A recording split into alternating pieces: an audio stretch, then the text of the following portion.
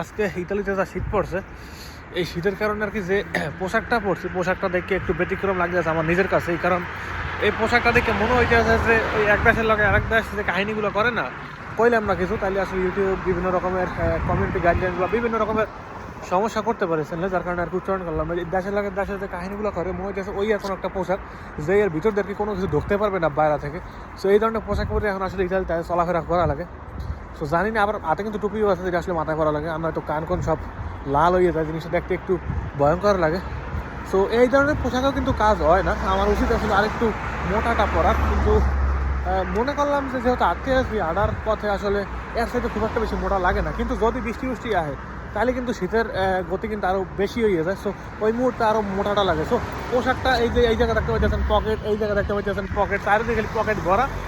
মনে হইতেছে যে আমি অনেক রকমের সরঞ্জাম লইয়ে যাইতেছি কেউ লাগে আসলে কাহিনিগুলো করতে।